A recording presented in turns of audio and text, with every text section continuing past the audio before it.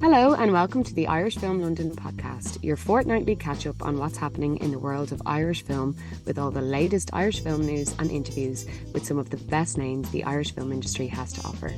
I said Irish film a lot in that intro. I'm Niamh Branigan and I'm joined by Jerry Maguire. Hello.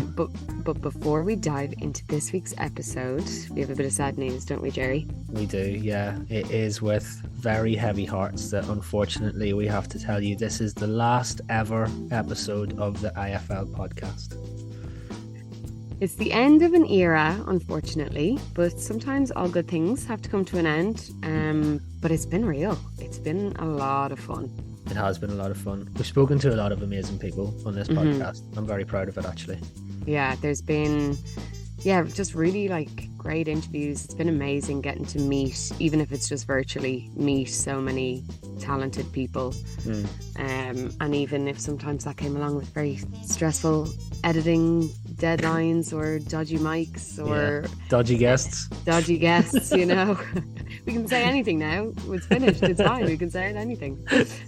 But it's been really, really special, I think. And look, the episodes are always going to be there. So it would be really nice to revisit loads of old ones, especially. I think will be nice. I think so. Yeah, and thank you to everyone who has been a part of it, who's been a guest, who's been a listener, who's contributed to making it happen. We really appreciate all of you. Definitely, absolutely. But in this week's episode, we will be sharing a recorded interview with the filmmakers and cast of the new Irish drama Lakelands, which is out in cinemas today. It's about a footballer called Keane who gets attacked on a night out, and it's about him struggling to come to terms with a possible career-ending injury. And I have to say, I'm very proud of this interview, and I think it's a really great one to finish on, to be honest. And the guys are just so brilliant and interesting and talented, and I think there's something always really special about interviewing new talent as well. And to be able to witness what they're going to do next and to say, oh, we had them on, you know. So I think that's a really nice one. I have to say I've been really looking forward to listening to this one as well, so that's good. Right, so before we dive into the interview, let's catch up with what's been happening in the Irish film world over the last couple of weeks. So big weekend, actually. This weekend, the IFTAs are on. And one category that's really cool is the Rising Star Award. And two of those nominees are in this episode, which is very, very cool. So Danielle Galligan and Éanna Hardwick are nominated for the Rising Star Award, along with Daryl McCormack. And we were ahead of the game with him, weren't we, Jerry? Oh, completely, yeah. We gave Daryl, or rather Ros Hubbard gave Daryl her award at the Irish Film London Award ceremony back in November 2022. She chose him as her award recipient. Ros gives that award every year to a rising star in the world of Irish acting. And we had a beautiful little sort of acceptance speech from Daryl that he filmed on location in Belfast where he was shooting something. Since then he's kind of got a lot of recognition. Like he got his BAFTA noms and he got a lot of Biff recognition. IFTA's picked up on that now as well. You know, he's been in a lot of big things and he continues to be a true rising star. So yeah, I'm very happy that we were able to do that as well. Definitely. And we also had Catherine Ferguson on here as well, who's also nominated. And to be honest, just looking at all of the nominees, we've had about 90% of the nominees on this podcast, which is really, really cool. We've had Emer Reynolds and Sean Dunn and Anna Rogers, and we had Alison Oliver to Frank Berry, and we've really covered a lot of ground, which I think is very, very, very cool to look back on. But this week also there was some Irish film trailers that dropped this week. There were indeed, yeah. So one that we briefly mentioned last time is the trailer for the new Michael Fassbender starring film. So it's called Next Goal Wins. It also stars Elizabeth Moss, who you might remember from The Handmaid's Tale. I nearly forgot what it was called. Yeah, You got it. Handmaid's Tale. Yeah, I got there. It's going to be directed by Taika Waititi. It's the story of the American Samoa football team who famously lost 31-0 in the 2001 World Cup, and then came on to have a sort of think of it as like the Cool Runnings of soccer. It's like their comeback story in 2004. I think Taika is the best guy to do a kind of story like that. But it's very exciting to see Michael Fassbender back behind, in front of the camera rather, in a big budget thing. Definitely, that would be really, really cool. What else have we got? We've also got the first images released from Irish kind of super studio Element Pictures.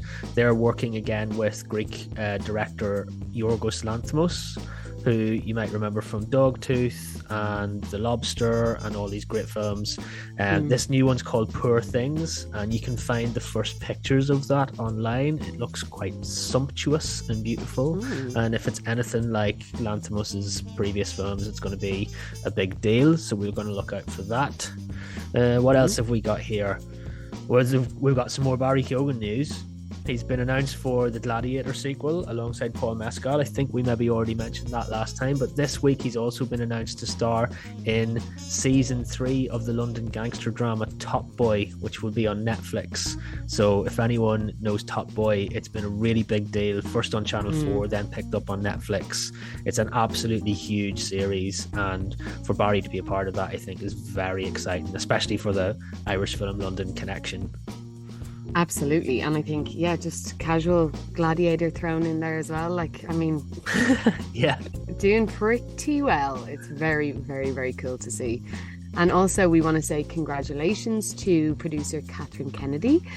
She's the producer of the documentary Atomic Hope, and she was selected to be Ireland's producer on the move at the 2023 Cannes Film Festival. So that's always really, really cool as well. Amazing. To see producers who've been working in the game for a long time getting the recognition and really making moves, which is really, really cool. Yeah.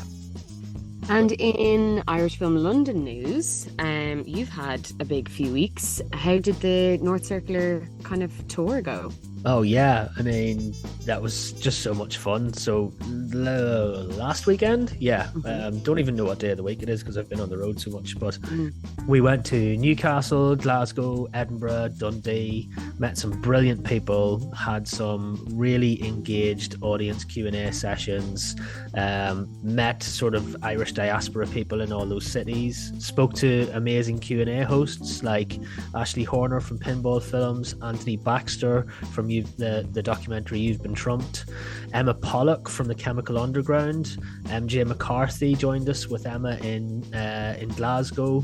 We were really lucky to sit down with the filmmaker and musician Aidan O'Rourke in Edinburgh, who was there with the film's editor John Murphy, and that Q&A was hosted by Sarah Smith from Screen Scotland. Myself and Luke were there for all of those. It was just really fun. We managed to get a number of stickers on lampposts in every city. Just tagging everywhere. Just a little bit of casual fly posting. A couple of nice dinners and stuff like that. It was really nice. Oh, and then directly after that, I mean, I got home from Dundee on Tuesday afternoon, picked the kid up from school, and then on Wednesday I packed a separate bag to go into the Rio in Dalston for a big screening we were doing of Nothing Compares, which is Catherine Ferguson's film that she's got the IFTA Rising Star nomination for. I mean, that was lovely. We've wanted to do Nothing Compares basically since like a year and a half ago.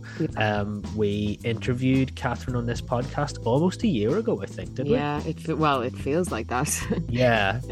And if anyone then obviously went to it, and I know obviously with the Q&A and everything, but definitely give that podcast a listen because she's just so interesting and so talented. Absolutely. Brilliant. But that Q&A was really amazing as well. It was Catherine and the film's producer Eleanor Emtage, and the two of them were speaking on stage to actress Katrina Balfe, who you might know as the Mammy from Belfast. Just a lovely night altogether. A huge audience at the Rio, and thank you to everyone at the Rio who helped to put it together and make it happen, and to all the audiences that came out.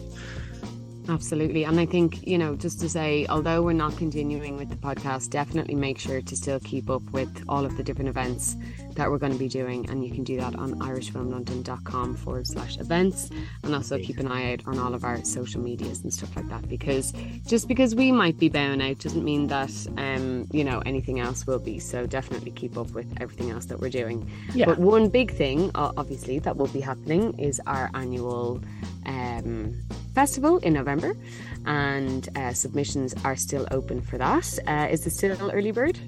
Still early bird until another week or so. So if you want to get the best value for money, head to filmfreeway.com/Irish Film Festival London.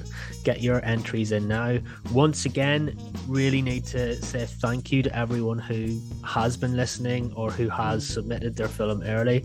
It's an amazing pool of submissions, a massive pool of submissions so far, and it's making for a very exciting festival already. But you've got another couple of weeks, or another week or so anyway, to get the best value for money. Head on over to Film Freeway for your chance to screen your film in the UK's largest festival of Irish film culture. And remember that all selected films are automatically in the running for the Irish Film London Awards, taking place in the MC of Ireland in Victoria, courtesy of Ambassador Martin Fraser, which is always a good time. Yeah. But I think that's it. Yeah. So we're going to be signing off. I feel like we should sing or something. We should have a little jingle. maybe we'll sign off, and then I'll sing to you later on. Okay. Yeah, I'll put you on mute. I'll send you like a WhatsApp audio recording, and you can delete it. Well, it is with very heavy hearts that we are signing off for the last time. I am Niamh Branigan. And I'm Jerry Maguire. And this has been the Irish Film London podcast. Enjoy, everyone. Oh, that was very sad.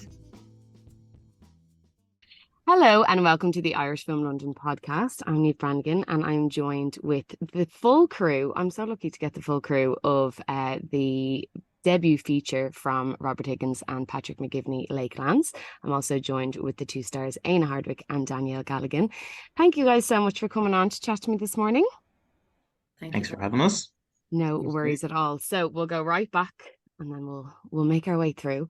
Patrick and Robert, how did this dynamic duo come about? Because I know you guys were childhood friends. So is it something that you guys always knew that you wanted to do, or did it just kind of develop and grow? I guess it was kind of an organic process that it went a little bit of a windy way. I suppose we were just mates first for a long time, and I guess growing up, it's something you talk about a little bit when you're out in the pub or out in the fields, in our case in Longford. But you would just chat about these kind of mad ideas and stuff like that. But I guess we kind of got sidetracked then for quite a while when both of us worked up in the city for a long time. Paddy in finance, so I was in marketing and PR. And I guess neither of us were really getting that satisfaction from our career paths. So we would have been talking a lot more and more about film and making a film. And I've been writing for years, but it was like, I suppose when myself and Paddy sat down and just started writing, we started kind of felt like we were hitting upon something. And we kind of went out then, just started making films, kind of figuring it out at home, doing a lot of bad acting, doing a lot of bad filmmaking in general. But we kind of gradually got a bit better. So I guess it was a bit of a windy path. So it was kind of our mid-20s before we kind of picked it up again, and kind of started gradually moving towards it. And we made a couple of shorts, and that kind of then led us on to making Lakelands a couple of years later. And Patrick, talk us through your shorts then as well, because I know obviously drifting was a huge moment for the growth of Lakelands.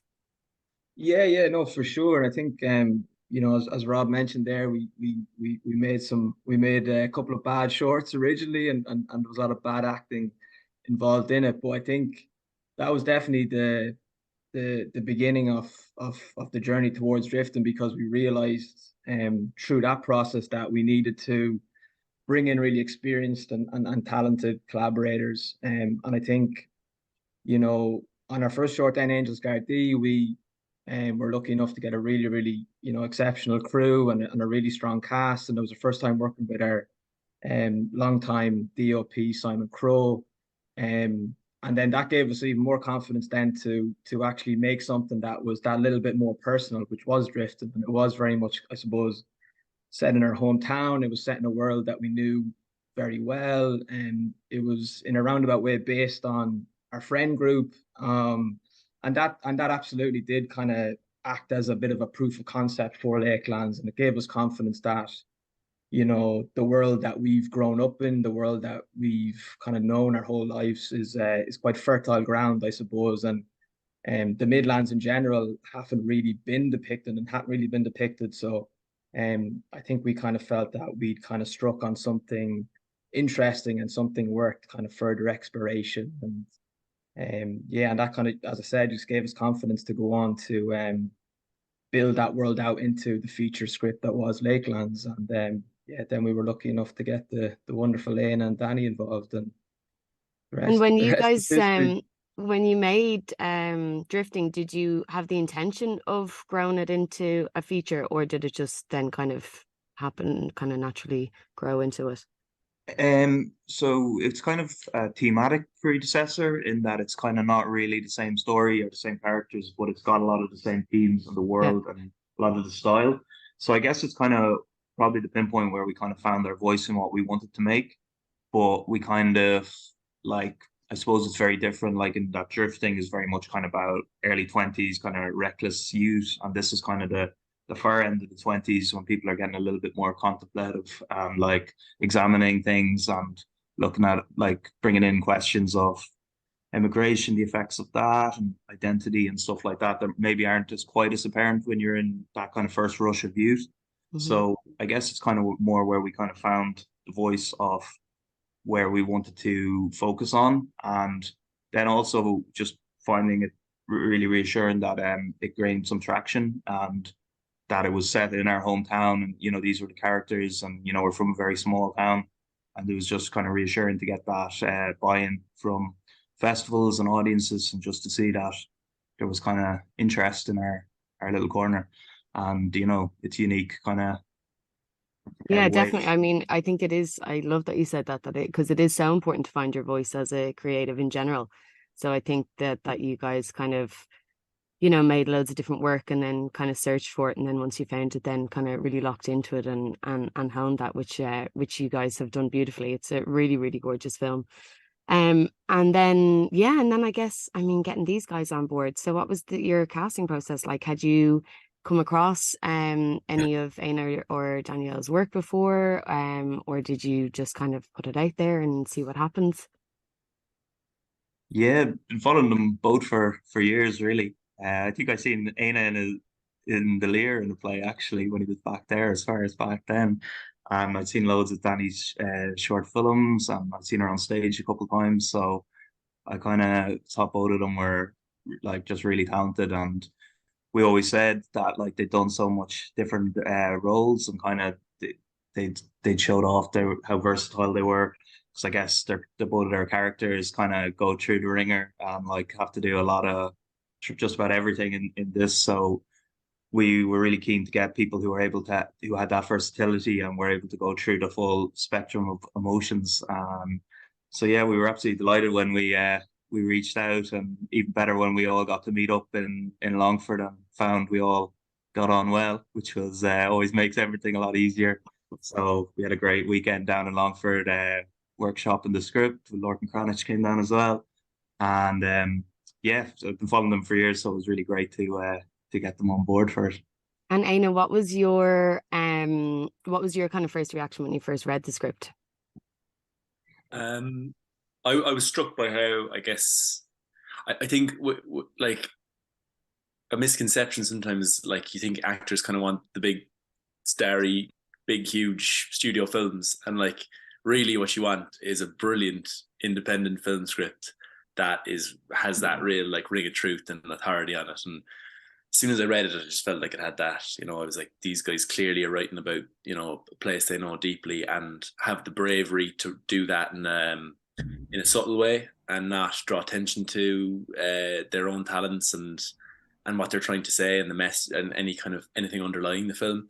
They let the film speak for itself, and the script did that for me. As soon as I read it, I thought, this is like this is fertile ground for an actor, because there's just so much going on for these characters and it's all under the surface. And, you know, especially on screen, that's the opportunity you want to get, you know, the chance to have a character who's got all that going on but isn't announcing it. And I suppose the script does that beautifully. So I was like, I couldn't get over my luck anyway, to like that the lads reached out to me, and I had no idea why or like what it was about.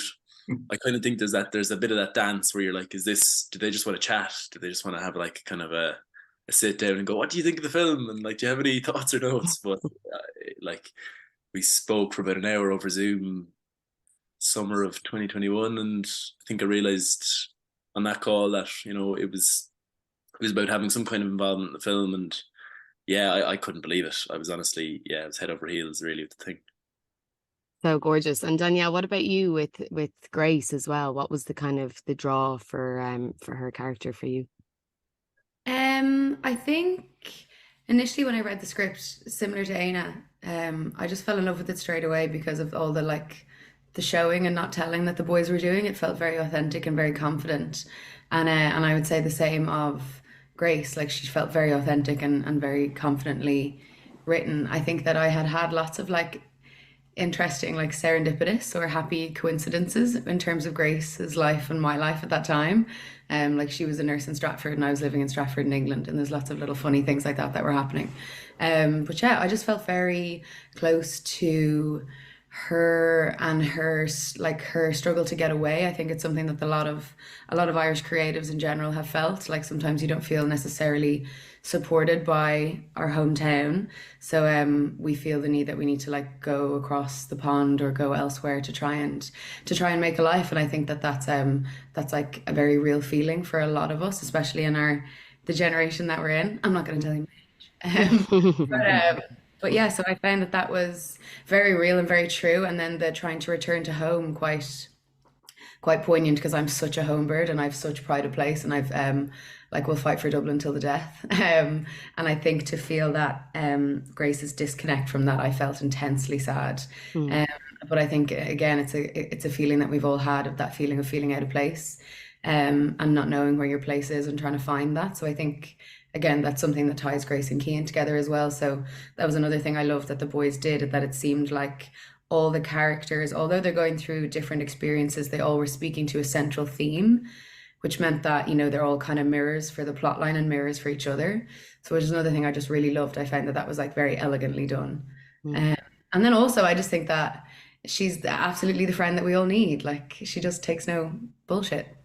And ultimately, if she could only take her own advice, I guess, again, was another thing that I felt very like, whoo, I know that feeling. I see that in a lot of my friends as well. So yeah, I think I just loved her because she felt so imperfect and real and flawed, and she is as much as she is, you know, very much a heartbeat of the piece. Like, she has her own stuff going on, which is always important for female leads to have their own lives. And also yeah, I had a weird thing as well with my granddad and the piece. Like, my granddad's from Cavan and played Ga and was a farmer and moved to the big city and had to go back and all this kind of stuff. So I was having lots of little like interesting connections where again, which made the story just feel all that more real to me. I love that you've mentioned that as well, because I actually don't think it's really talked enough about when we move away and then we come back. And I think particularly with Dublin as well, because Dublin is always so rapidly changing all the time. Like, every time you come back, it feels different. It kind of never, because it's just growing so much. And I think as well, like, you come home, but then you might necessarily feel like you're at home because you're trying to create another home. But then also you feel like that place has changed, but then also you've changed because you're in a different place and you're going through different things as well. So I think it kind of really subtly showed that kind of internal struggle that people who move away and come back to really go through, which I really, really loved. But speaking about hometown, I mean, as you said, you shot it in your hometown. And Robert, what was it like having something tangible for people who like love and support you to get behind and get involved with? Because, you know, the way sometimes it's always, as creatives, you know, it's like, I'm making this or I'm working on this, and everyone's like, oh yeah. And then when they can actually be involved and kind of see it happen in front of them, I'd say that was just such a great feeling. Yeah, absolutely. It was amazing. Like, it would have only been possible shooting it in our hometown with that support, because it was quite an ambitious script. There's a lot of locations. There's a lot going on, and to have that support where you can just give a shout and go, yeah, come on into the local bar, no bother. Come on down to the football pitch. We'll tog out for you. It makes all the difference. Like and it really gives it that kind of production value and that sense of scale.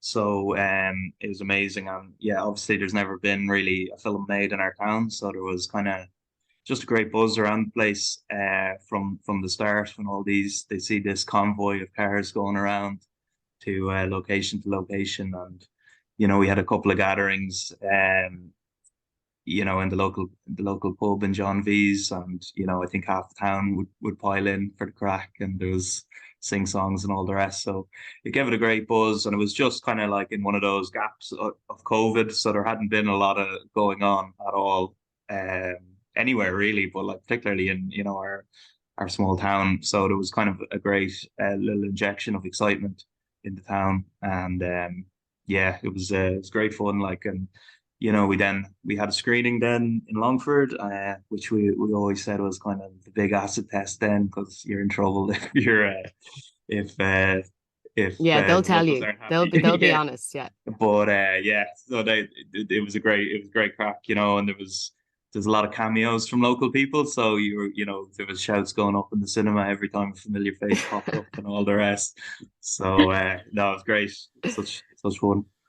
And Patrick, Robert kind of briefly mentioned there about COVID. What was that kind of? I mean, that's a huge thing that a lot of filmmakers on their first feature don't have to face. So, was there any kind of massive challenges that came along with that?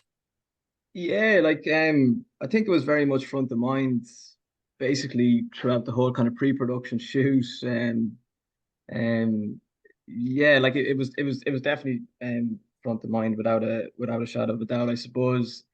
Um, if myself or Robert or Aine or Danny or any of the kind of key crew or cast got COVID, the whole thing was shutting down. And I suppose we had so much invested in this, and like myself and Robert had quit our jobs. We'd, financed this. We pieced together financing through a number of kind of small funding, local funds, and we'd also funded it in part through our company. So we had all our chips on the table with Mm. this. So I think um, COVID was the boogeyman in the room at all times for sure.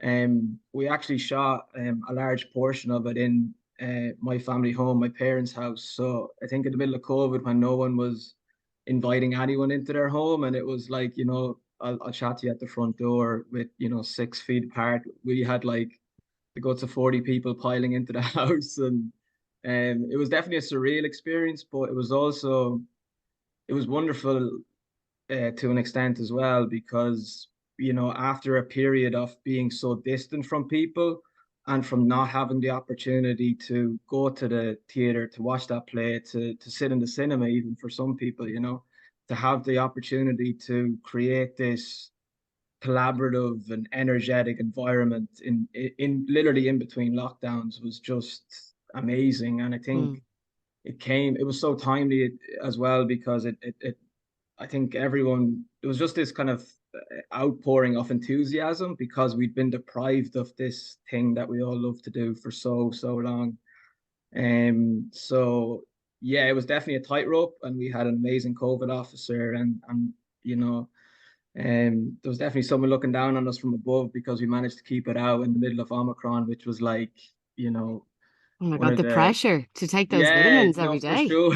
Yeah, there was a lot of pressure around it, but it was definitely advantageous as well, because we had to shoot a a nightclub scene in the middle of it. And people hadn't been to a nightclub for like a year and a half, so we got a massive crowd in for Okay. that particular one. So I think just overall, people just hadn't had the opportunity to meet up and be involved in a community-based project, which this very much was. And I think because of that, we ended up getting just even more support from the community than we might have got otherwise, if there Yeah. was if the world was open and there was so much going on anyway, we mightn't have got that. So it worked out in our favor. But yeah, it was a tightrope to walk for sure. Absolutely. Well, it looked very, very smooth, I have to say, especially the nightclub sequence. But you briefly mentioned there about the fact that you shot it on in your home and on your home farm. Aina, did you have any prior farming experience at all, or did it just come natural? No, I was one of those people who, you talk about farming and you're sort like kind of making it up as you go along. I realized until I had met, like, one of my best mates is a dairy farmer, and I spoke to him before doing the film, and then I came down for a few days, and Patrick's dad, Porrick, just showed me around for a day or two, which was huge help. But like until then, I'd realized I was just talking so much shite about it, pretending to know what I was talking about, and I didn't know my dairy farm from my tillage and all this. You know what I mean? So like by the time I spent kind of 2 days at Porrick going through the kind of daily routine, I guess, and apart from just being invaluable for having to then do that on screen, I just really enjoyed it. I really enjoyed getting to work that way and getting to kind of see that side of life. And so it was brilliant, because then obviously it's a working farm. So when we were filming, you kind of just roll with the punches of whatever's going on that day or whatever's happening on screen, like, you know what I mean? Whatever. And I always think the more you can have of that on a film set, the better, because it just keeps it organic. The more you can do things sort of in play and practically and for real, it just, it kind of, it takes you out of yourself actually, and it puts you in the story and the thing you're doing. So apart from just being good for the authenticity and the look of the film, it really helps you as an actor, I think, to be in that real environment. So yeah, I've Porrick to thank for that. Really, he was phenomenal.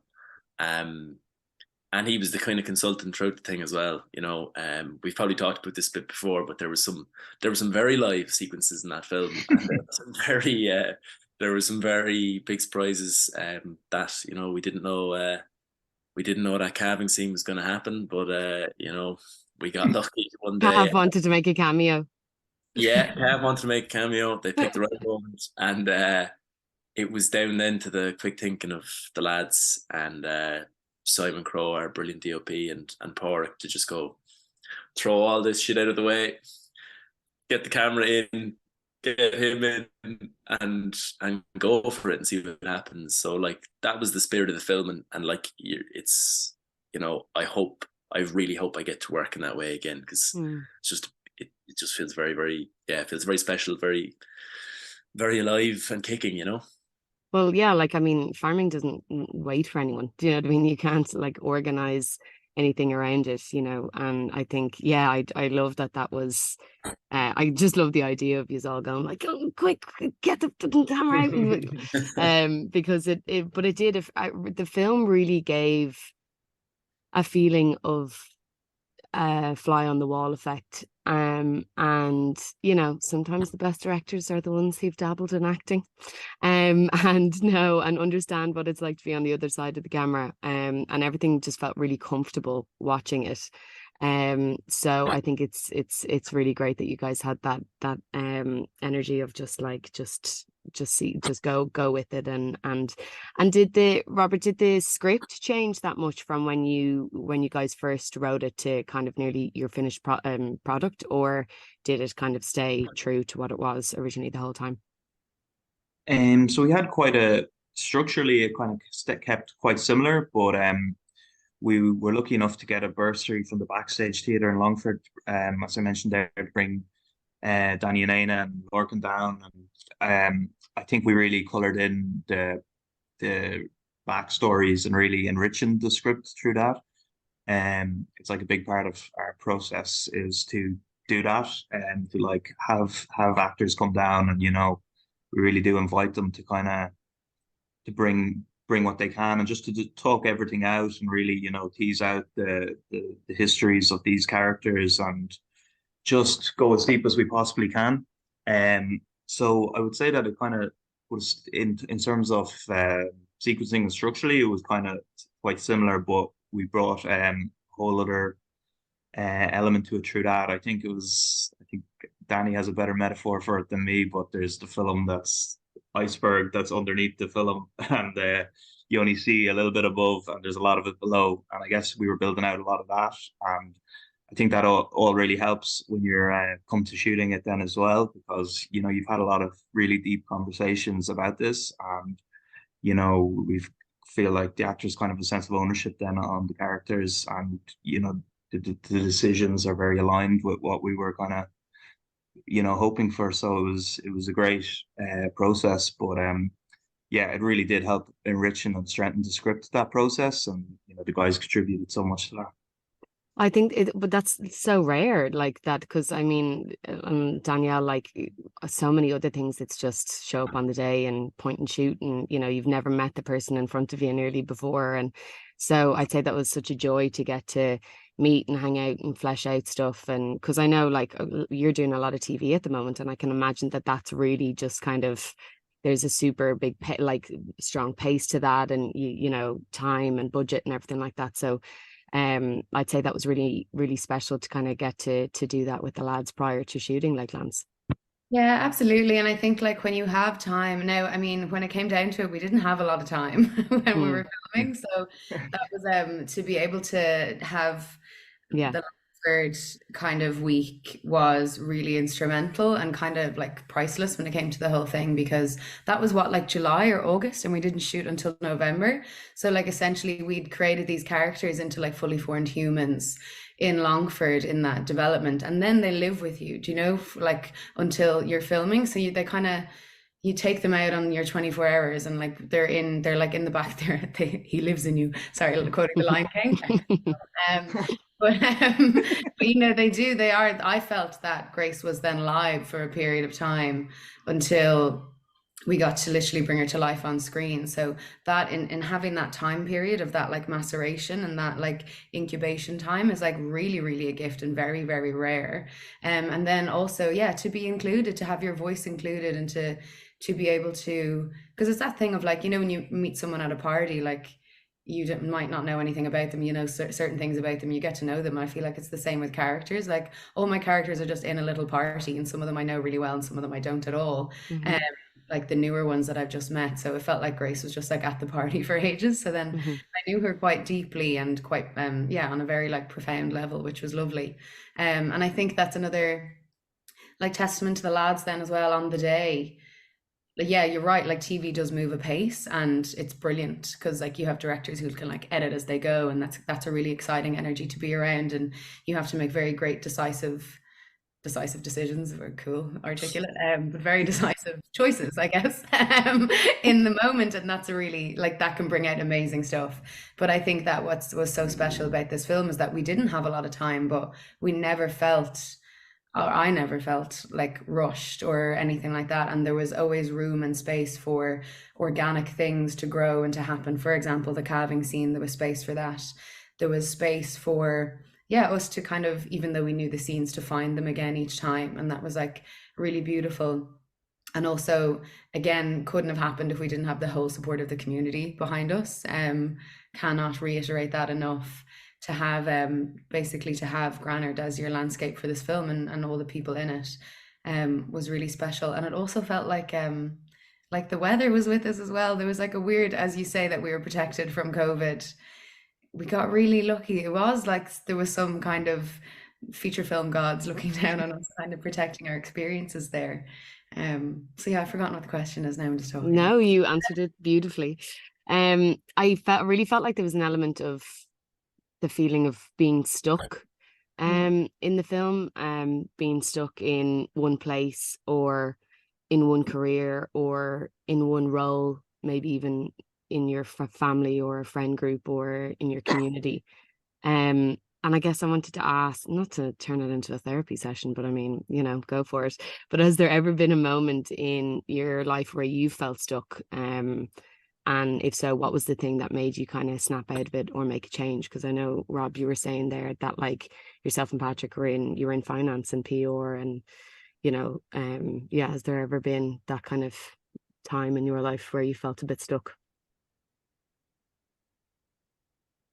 Yeah, but Yeah. for us, it's definitely exactly that point, when we were kind of, working very long hours up in the city, like when we'd meet up in the evenings, like it'd be sometimes 7:30 or something when you get out, and it can kind of be a little bit difficult if you have that creative need, and you really need to scratch that and nurture that, and it can be quite stifling as well when you utilizing a lot of your energy, and your creative energy, especially in my field where I would be doing a lot of writing, and I feel you only have so much capacity to do writing. It's kind of hard to come home after a day of writing press releases and write a script.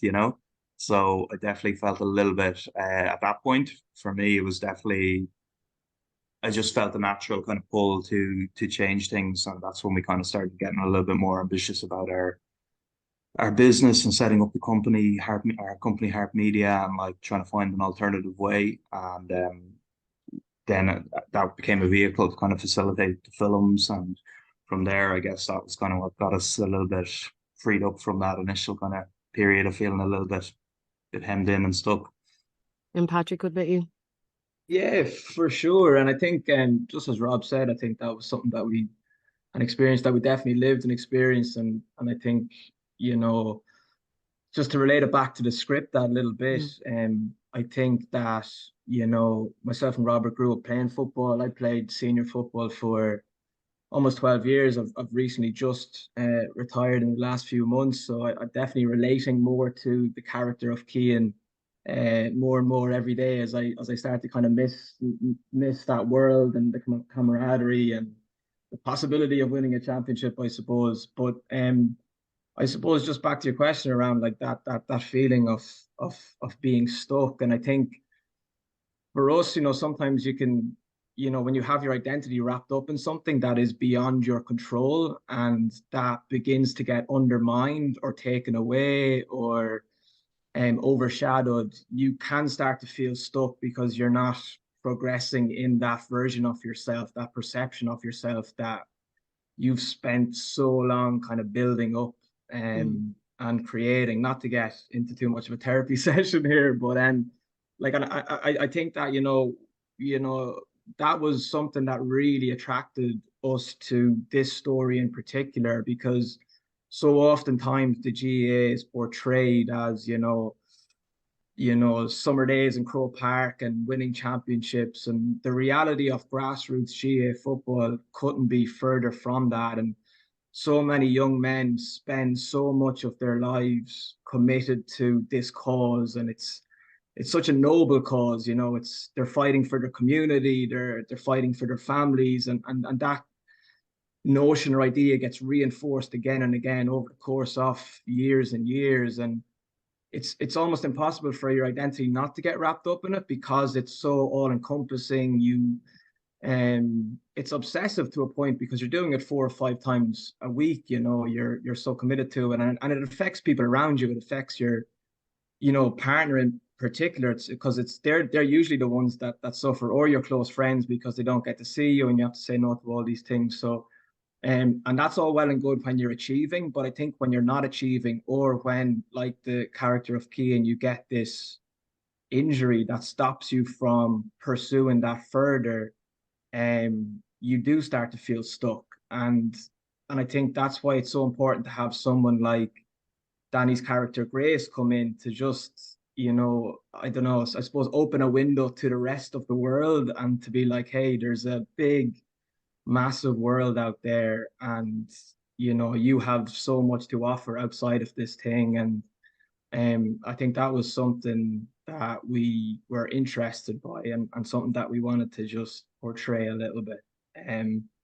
But yeah, I hope I've answered your question. You really, really have. And Aina, what about you? Especially as as an actor, I feel like sometimes our identity, we just have no idea who we are or where we're going. Sometimes it's like that as well. Like Patrick said, when it's not in your own hands, sometimes it can be hard to take the reins a little bit.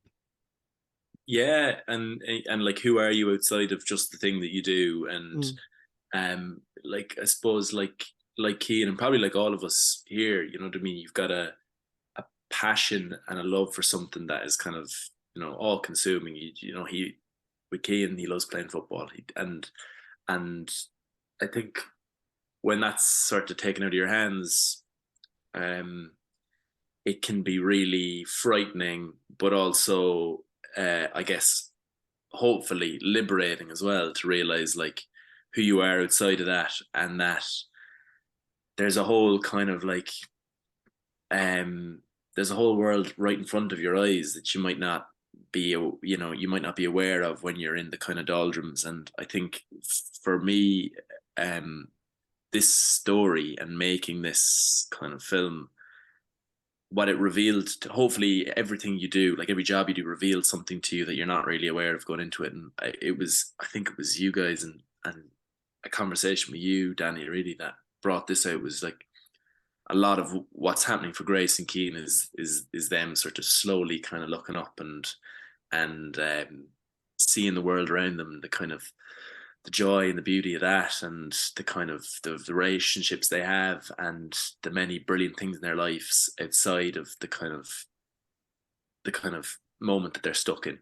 And that might sound very sort of trite or on the nose, but like I kind of think that's a like an amazing kind of revelation for anyone to go through. And I certainly had moments like that, from I guess, again, to connect to the story, like in my own life, I guess, realizing that the sort of the joy of what you do is the most important thing, and I think the times when I've gotten really stuck in career-wise or otherwise, I've sort of forgotten to have fun and to enjoy the actual doing of the thing, and to be focusing on something 6 months down the line or 3 months down the line or whatever, or the end product. What's the film going to look like, or what's the job going to be like, or how do I get here? And again, to take it back to this film, the making of this was just as important as the end product. You know what I mean? We had such a positive time doing it that I think that's got to be as important, if not more, to you than what's going to come out in 9 months' time. And that was the biggest thing that I kind of, getting unstuck from myself. That was the biggest thing I learned, was like actually just prioritize enjoying what you do, and then and the rest will hopefully follow. Absolutely. And Danielle, what about you? Yeah, I mean, like holding handle to everything the lads have said there, 100%. And then I think, yeah, like obviously not to make it therapy, but this film is intensely cathartic, I feel, and I remember reading it and having an intense feeling of catharsis. I think it was just pre-Omicron, but it had been post all the other ons, and I think what I'd learned through COVID as an actor was that I was kind of taking care of my body like it was someone else's houseplant. Then they were away, and they might come back, so I better water it and clean its leaves in case they want to know how it's doing or looking. And I was like, it was just kind of bizarre, this bizarre feeling that I had no idea about what I wanted my houseplant to look like. Wow, metaphors. But yeah, just in that, like, when the acting was taken away, what was left, and I realized that like my job had become my identity. It was the first thing you said, is like, I am an actor. So, well, no, I'm Danielle actually first, and then I do acting sometimes.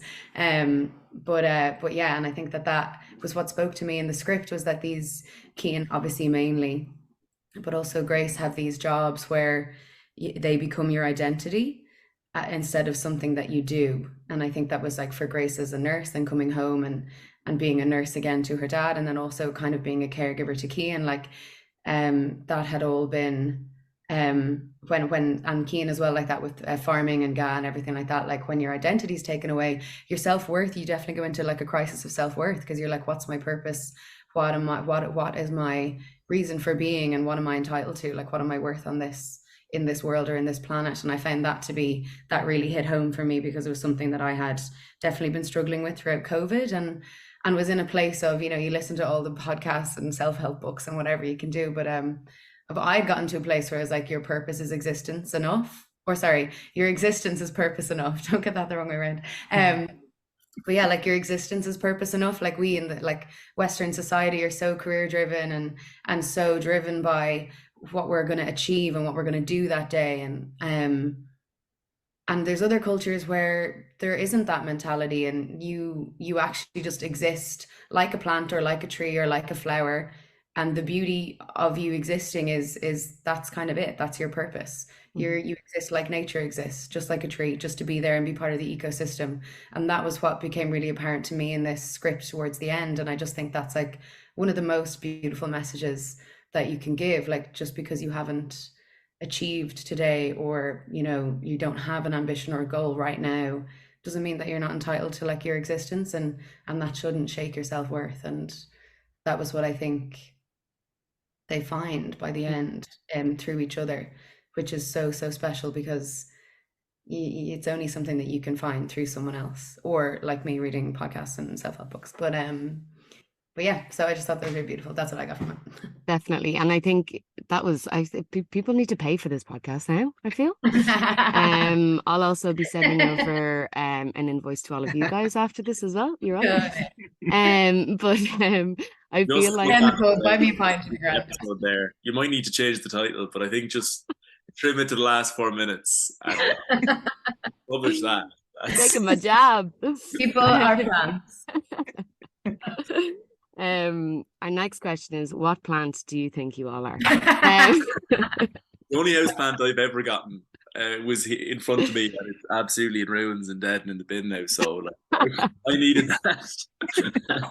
Well, I'm pretty sure I killed a cactus at one point. So anyway, we'll move on from that one. It's very hard to kill a cactus. Yeah, I know. I feel like Danielle, you kind of briefly touched on it there. I feel like there's definitely a theme of like attack in the film, be it like physical attack or ego or identity, and then when those things are kind of taken away, that you really have to look for your purpose. And I also loved I really enjoyed the platonic relationship between Keen and Grace. Like, obviously there's really beautiful moments between the two of them that give like a satisfying feeling to the audience, where they can go, I wonder. But at the core of it, I think we actually don't see enough platonic relationships. And I love that she just kind of came in and didn't like come in to like uproot his life or anything, but just came in to kind of, as Patrick was saying, to kind of be like, there's more out there, by the way. And don't forget about that. I also kind of felt like alcohol was like nearly another character in the film. And I think it was... it definitely hints towards the drinking culture that we have and that we struggle with, but that we don't really admit that we struggle with. Robert, was that kind of an element of the film that you subtly kind of wanted to have in there for people to maybe go, I wonder if that's kind of reflects maybe my friend group or my life or how I deal with things? Do I kind of turn to the pints or that kind of thing? Yeah, like I think we just wanted to try and keep it as true to life as possible. And, growing up, it was always kind of that, it was kind of always a present, on, obviously in all Irish society, it accompanies nearly everything. But particularly, when you're young, it's even more so. And, that was with Cian in particular, we were like, he has a lot of crutches, I suppose, that kind of prevent a little barrier for him, and be it alcohol, be it deflecting with humor, and he has a lot of these kind of little crutches that kind of stop him from really interacting with what's really out there. So I guess we did just want to look at it in an as honest a way, as unflinching as a way, not really passing judgment as much as just showing it as it is there, and it really is prevalent. And like I think people can kind of draw their own conclusion on it. Like, but I suppose Cian himself does identify that a little bit later on in the film, when he's kind of realizing, don't want to go into too much with the spoilers or anything if people haven't seen it yet. But I suppose he kind of goes on his own little miniature journey while it's not kind of in the exact foreground of the film. It's definitely kind of a prevalent part, but ultimately, we just wanted to kind of keep it as honest to the world that we grew up in, that we know, and like it's just such a major part of it. Like, we felt it would have been dishonest kind of not to depict it. Yeah, no, definitely. I think it was really Um, important. No, go on ahead, Daniel. I think like yeah, exactly what Rob said. Like there's so many things in that film for me that are like, yes, they're literally he is drinking a lot, but also they speak to like a different kind of again theme in the play or in the film.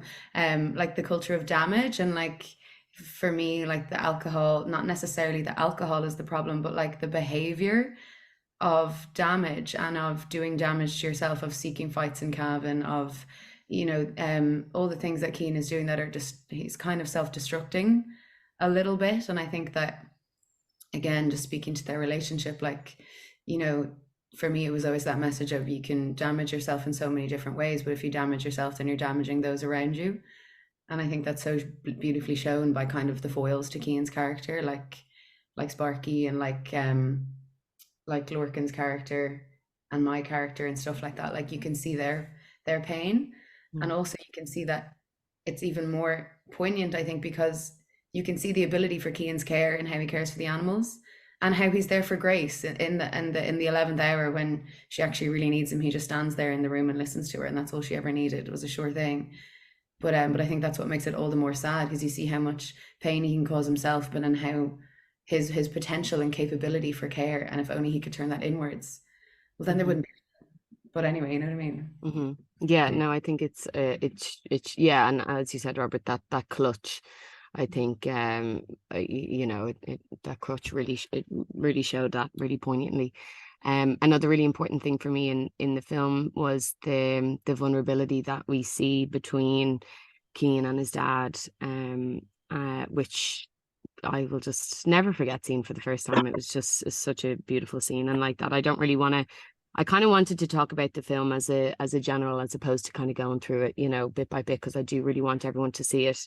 I don't want to spoil it for anyone, but the scene between Keane and his dad, was just so important, I think, to see more scenes like that, because like that with the platonic relationships as well, we don't see enough kind of father and son vulnerable moments, or even the scene with Bernie and Keane in the shed where he's just kind of checking in on him. And I think it's just I think we can never have too many examples of a phone call or a check-in does the world of good.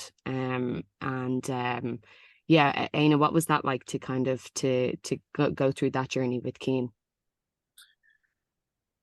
I guess from like again, credit the writing, it was never, I felt, unrealistic or taking a certain angle. It was true to those characters, and then the actors you're working with, like Lorcan was there during that rehearsal in July for the 2 days, and he's a remarkable actor and someone who I guess can get underneath what's kind of going on in a relationship very, very quickly. And he's just said a couple of really brilliant things that unlocked things for me. I mean, I learned so much from everyone I worked with on this. And one of the big things he said was, we've lived together in this house for a long time, going through similar rituals, and we kind of, you know what I mean, we almost can communicate sort of psychically and without saying anything for so much of our lives. So I guess to have that relationship, and then a moment where maybe you're forced to look at each other for the first time was, again, I just thought true to those characters and not embellishing anything or lifting the levels too much. So that was brilliant, because like I'm very grateful that it was done in that way, and I like, you asked me, I guess, what it was like tracking that story or that journey. Yeah, probably very cathartic, like that, like Danny was saying earlier with the character. I guess Dean has those moments, without getting too much into it, with his father, with his coach, played by Gary Lydon brilliantly, and with Doc and Sparky, and every one of those actors like we all spent a lot of time talking about, you know, the nature of those relationships, the nature of these friendships, the history of their backstory. So when the time came to it, it kind of feels like you have lived a bit of a life, and it kind of feels like you know, you do have this kind of wealth of, like, I don't know, memories and kind of story with these characters. So it was, yeah, they were a joy to play those scenes. And I like as well how, I guess, they were all very different. You know, you know, the male friendship versus the kind of coach and relationship versus the father and son relationship. They all have very different sort of kind of textures and rules. And I enjoyed doing them immensely, because I never felt like they were pushed too much in one direction. I felt like they were just true to how those characters would communicate, you know. Yeah, no, I genuinely think that you guys did something really important and special there in regards to those male relationships. So your first feature, Patrick and Robert, what is kind of, do you have one major thing that you learned from making Lakelands that you're going to now bring into all of the amazing other films that you're going to make? Any big kind of filmmaker life lessons? Yeah, great question. Where to begin, I suppose. Being this end of the process, you realize just how little you knew before you made it, and how naive and inexperienced we actually were.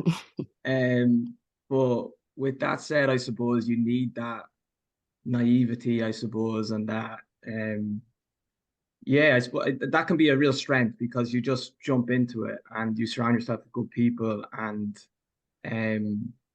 you know, I think genuine creativity can come from that. I think when you overplan something, I think it can inhibit that nurturing environment. But I think, to answer your question, like, we just we knew it before, but I think it definitely reinforced the idea that, you know, you are only as good as the people around you, as the collaborators that you bring into the project. And myself and Robert have, like, the utmost respect for actors, probably from our failed attempt at doing it. And you realize just how, like, brave and strong you need to be to stand there and, you know, bring what is a 2D piece of work to life, you know. And a script is only a blueprint. And you know, we definitely knew that going in, that this was gonna rest on the shoulders of Danny and Aina. And they just brought it to life so beautifully. And there was such a collaborative process throughout, from the jump when we actually, you know, workshop the script, to you know, developing that shadow play that Danny always talks about, that deep backstory.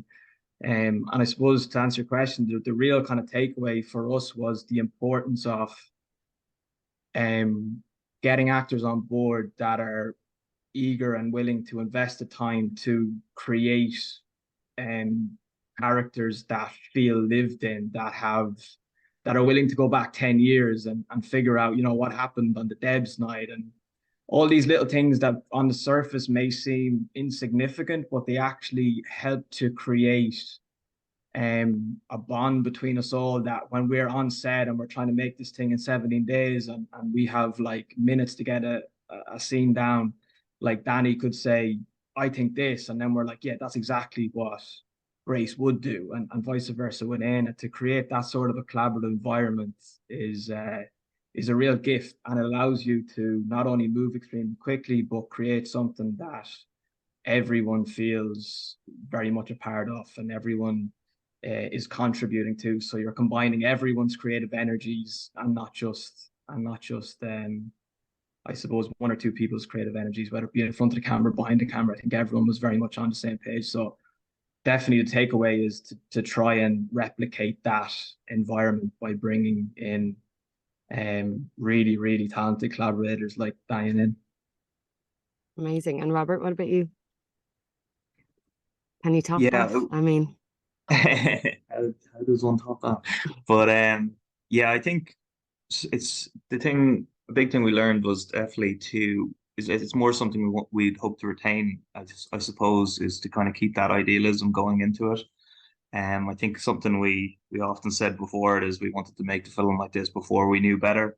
It was just a joke we used to always make and say, let's get into it while we're still naive enough, because you'd be saying this to people and people would think you were a bit mad to be Mhm. planning all this, but I think it's such a good way to do it. Like, I've often read it's one of the best ways just to get a film is to decide it's going to happen by this date, and it's amazing what the universe can then kind of provide for you. And like we found it so much in terms of we just worked towards this, and things just started to kind of fall in place. So I'd really like to. Obviously, it gets difficult as you go further into the industry and stuff, but I'd really like to try and kind of retain that kind of idealism that we kind of went into this one with. Amazing. And where can people see it? What's the journey for it now? Because it has gone on a massive journey already, which I do want to touch on before we finish. But where can people see it? When is it out?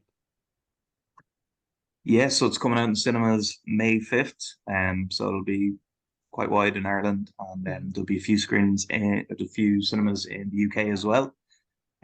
So that's kind of next opportunity.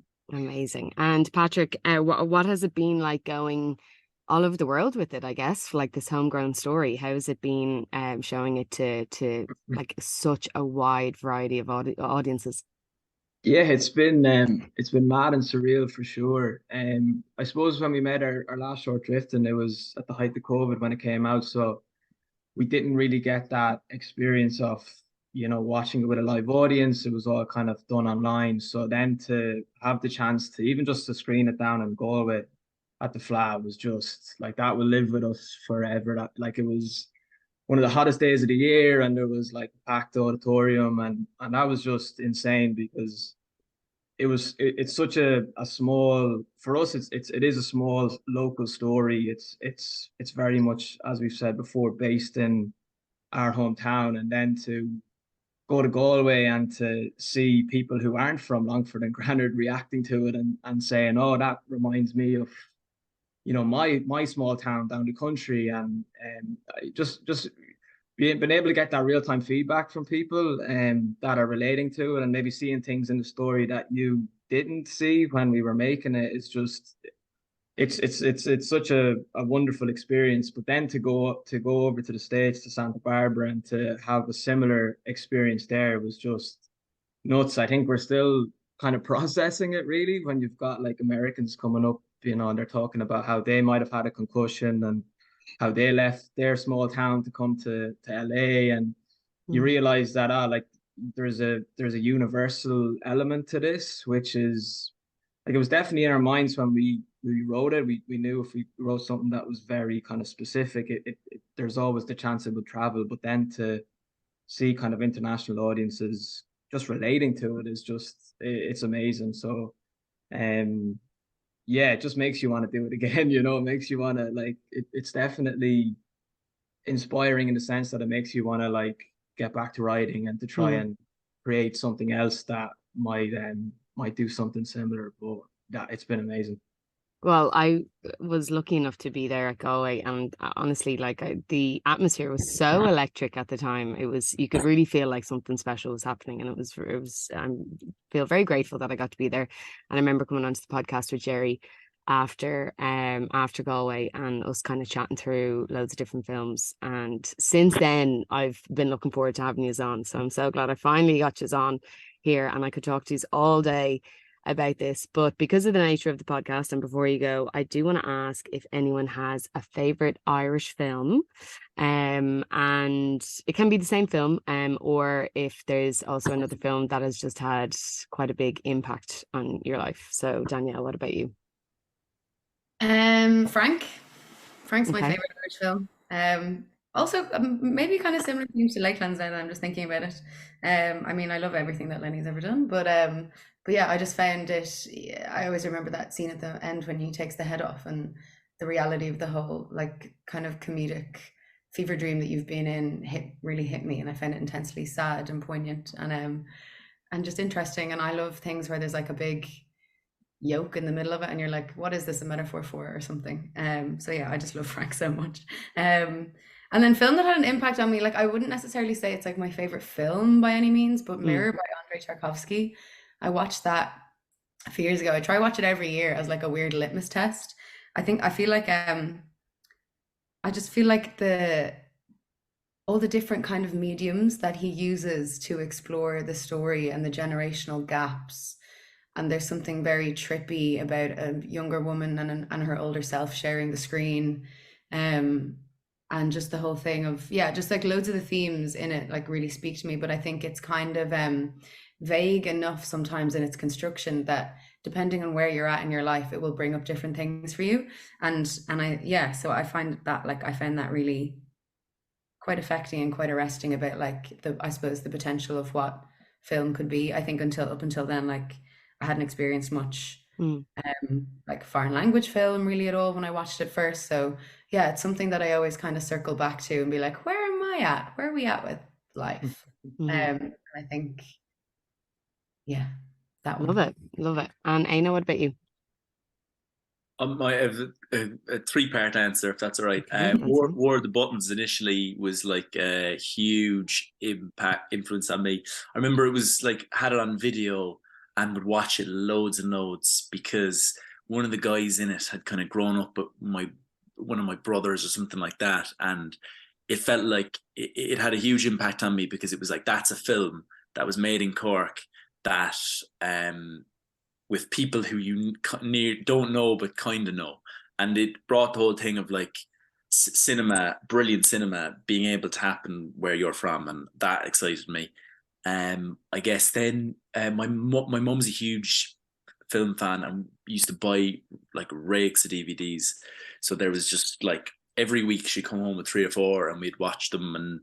And Garage was probably the first time probably the first time I watched a film as a kind of going into my teen years where I was like, I'm getting something different from this film than I have from films before. You know, I'm moved by this and kind of confused by it and enchanted by it.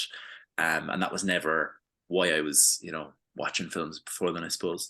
And just incredible performances and very subtle writing. And then more recently, I'm going to say Oslo, August 31st by Joachim Trier.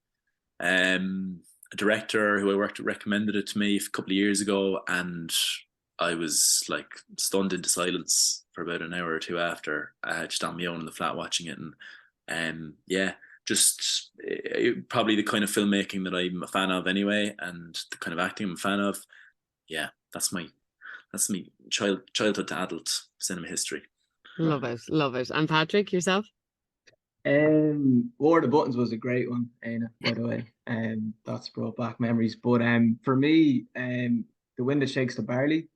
Like I just grew up reading so much about Irish history, and I've always had just some massive interest in it. And it was the first time I'd seen that kind of era depicted, especially like outside of, obviously Michael Collins is very much Dublin based, whereas this was just that era depicted down the country. And to bring history to life from in that personal way that Ken Loach did is just, you see it very differently, and you stop idolizing it to an extent, because you realize this was, way more brutal than we can even possibly imagine. And I suppose that just helped me kind of mature a little bit in terms of, looking back and seeing Irish history through a different lens. So I think that one for me. And I think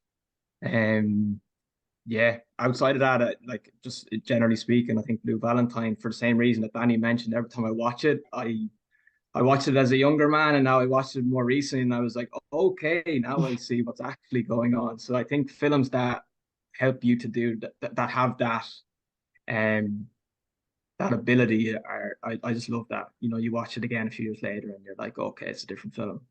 So yeah, I love that. Robert, what about you?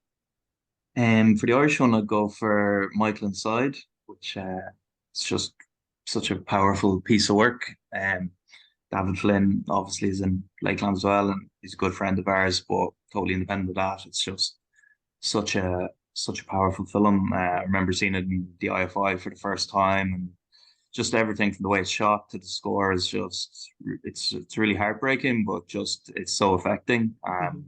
And yeah, I it's feel like just Michael Inside should be shown in like every school as well in Ireland. absolutely, yeah, It's so it's just important. incredible, yeah. Mm. And then for the one that's had an effect, I would say the Last Picture Show was one I saw when I was very young. So I guess it was kind of the first time it kind of clicked in my head. You know, it's about a very small town in Texas, and I was totally enthralled by that. And then it was kind of like got the wheels turning, and as to maybe a story set in our town, you know, could have that wider resonance and could appeal to people elsewhere around the world and kind of have the same effect experience I had with that film elsewhere. So I guess that was kind of a very inspirational and kind of starting to write about where we're from and kind of put that story out there. I love making lists of what everyone has said and then remembering films, and I feel like War of the Buttons is going to get a watch now over the weekend. Well, guys, I could talk to you for hours, but thank you all so much for coming on to talk to me. If I haven't said it once, I'll say it again. It's just such a beautiful film, and congratulations on it. I hope it just does. I know it will do amazing. It already is. So thank you for coming on to chat to me, and we wish you all the best with all of your future successes, and we hope to have you all on either together or on your own very, very soon. And yeah, see you very, very soon. So thanks a million, guys. Thank you. Thanks so much, Niamh. Thank you. See ya.